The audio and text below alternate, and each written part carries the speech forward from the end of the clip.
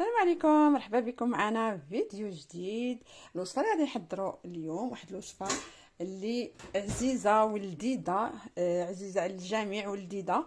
السفنج المغربي باش كندوزو دابا نهار طويل الصيف. كنديروا باش نديروا الكوتي.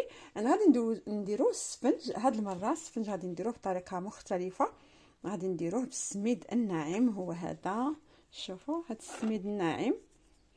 وغادي نحتاجو واحد المعلقه ديال الخميره ومعلقه ديال الملح، معلقه صغيره ممسوحه وديال الخميره صافي.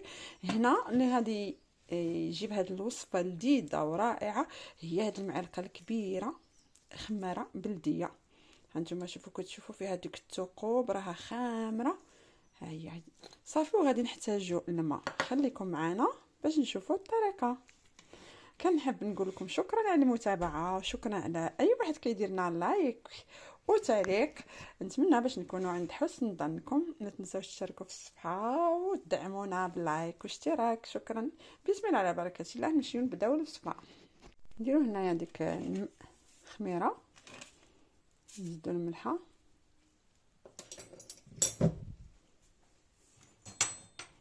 نديرو الماء دافي،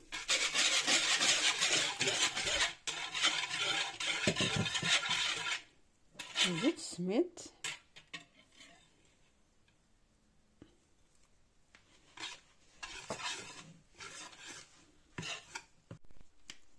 نزيدو الماء شويه بشويه،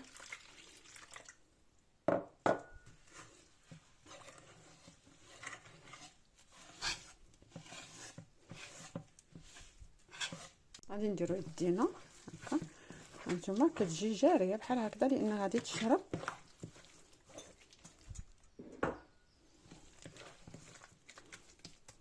غادي نزيد دابا هاد المعلقه الخميره بلديه. نتوما شوفوا خامره.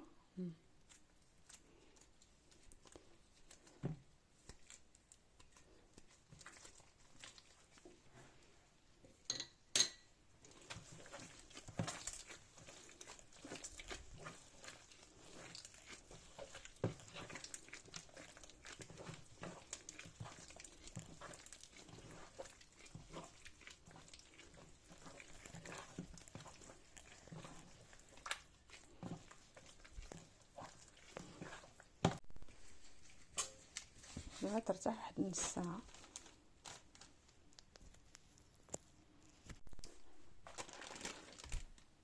هنا بعد ما خليناها ارتاحت نص ساعه، غادي باش كتشرب شويه وكتشد راسها، وغادي نبقاو ندلكوها بحال هاد الطريقه. يعني بحال كنبقاو نطويو، كتولي مطاطيه كيفاش كتشوفوا، مطاطيه متماسكه مع بعضها.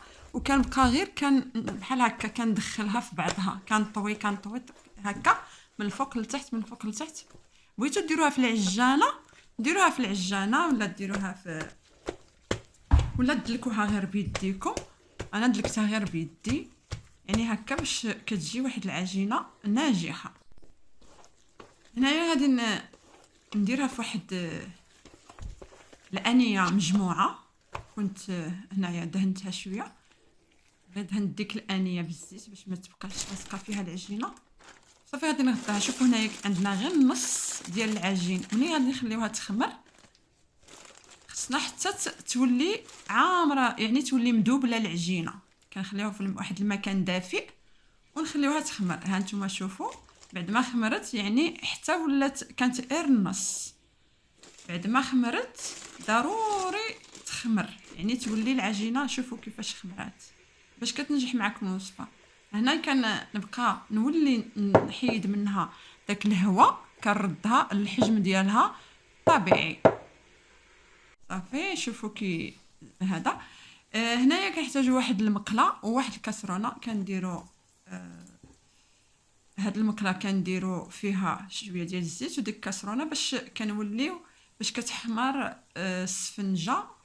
السفنج كيولي حمر من جميع الجوانب. هانتوما دائما على نار مهيله باش ما يتخطفش لينا، وباش يطيب من الداخل ويجي واحد السفنج يجي يعني اسفنجي. دابا نفتح معكم من الوسط وغادي تشوفوا. هانتوما شوفوا يعني النار عندي مهيله. غادي ناخذ هذه ونردها في الكاسرونه. وما كيتشربش الزيت، انا غير هذا الزيت استعملته حتى كملت، ما كيتشرب ما والو. وبالسميده يعني صراحه انا اول مره جربته وشاركته معكم. دابا غادي ناخذ العجين، دائما ندير يدي شويه في الماء وناخذ العجين ونديرو بحال هكا، واخا كيبقى ندهنوا يدينا بالماء عاد نمشيو ناخذوا العجين. كما شفتوا العجين كيكون رخو بزاف باش كيجي اسفنجي. صافي هنايا كنبقى نحرك هنايا باش يجي حمر من جميع الجوانب. هنايا كناخذ الزيت كيكون سخون وكناخذ بالملعقه. شوفوا يعني باش يزيد ينتفخ السفنج، باش يزيد ينتفخ ويجي مفسوخ من الداخل. هانتوما شوفوا كيفاش انتفخت.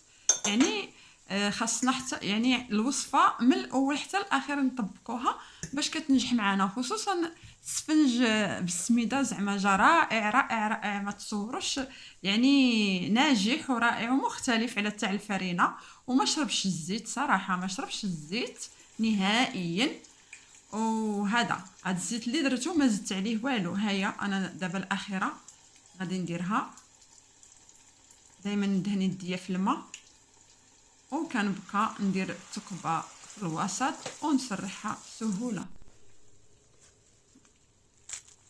صافي هنايا شوفوا غادي شوفوا التقرميشه، سمعوا التقرميشه، عرفتوا شتو واخا برد بقى مقرمش لان السميده ماشي بحال الفرينه. هانتوما شوفوا الوسط كيجي اسفنجي.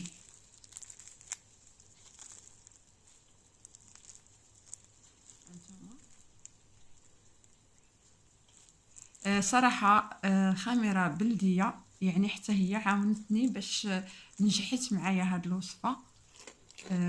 وما جات لا معجنه لا والو. يعني عرفتي السفنجه كتاكليها كامله، ماشي بحال السفنج ديال الفرينه دائما كترمي داك اللبابه ديالو.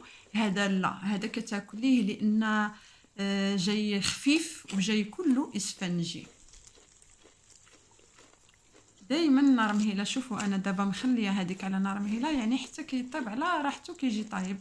شوفوا الداخل ديالو كيجا كله اسفنجي وخفيف ما مدقس ما والو.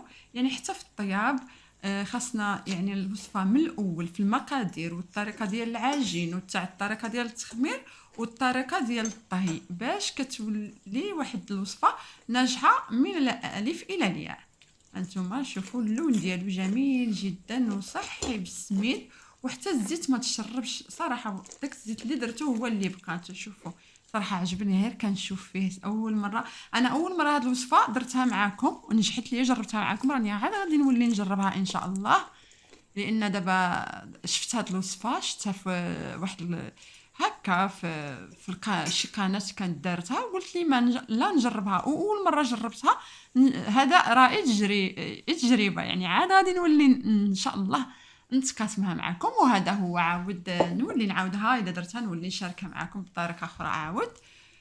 شوفوا الشكل ديالو جا صغير وخفيف واسفنجي وبالسميد رائع. نتمنى باش نتوما تجربوه بالخميره البلديه، يعني كتخليه واحد السفنج خفيف داك التخمير ديالو هو اللي كيخليه كيجي لداخل بحال الا بغرير لداخل، كيجي اسفنجي بمعنى الكلمه.